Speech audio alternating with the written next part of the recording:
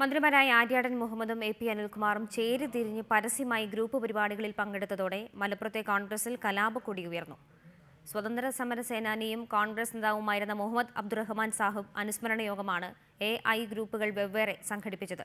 Booth തെരഞ്ഞെടുപ്പുമായി ബന്ധപ്പെട്ടുണ്ടായ അസ്വാരസ്യങ്ങളാണ് പുതിയ പ്രശ്നങ്ങൾക്ക് കാരണം. മുഹമ്മദ് അബ്ദുറഹ്മാൻ സാഹിബിനെ മലപ്പുറത്തെ കോൺഗ്രസുകാർക്ക് വലിയ ഇഷ്ടമാണ്.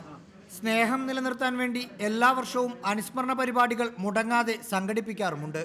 കഴിഞ്ഞ വർഷം അനുസ്മരണ യോഗത്തിൽ ഒരുമിച്ചെത്തിയ ആര്യാടൻ മുഹമ്മദും AP അനിൽകുമാറും ഇത്തവണ വെവ്വേറെ യോഗങ്ങളിലെത്തിയാണ് ഗ്രൂപ്പിനോടുള്ള കൂറ് തെളിയിച്ചത്. മുഹമ്മദ് അബ്ദുറഹ്മാൻ സാഹിബ് അനുസ്മരണ സമിതിയുടെ പേരിലായിരുന്നു I വിഭാഗത്തിന്റെ പരിപാടി.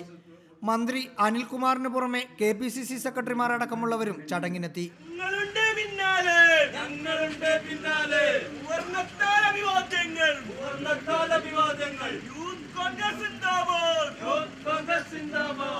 അഞ്ഞൂറ് മീറ്റർ ചുറ്റളവിൽ തന്നെ A വിഭാഗം സംഘടിപ്പിച്ച അനുസ്മരണ പരിപാടിയിൽ മുദ്രാവാക്യം വിളികളുടെ അകമ്പടിയോടെ ആര്യാടനെത്തി.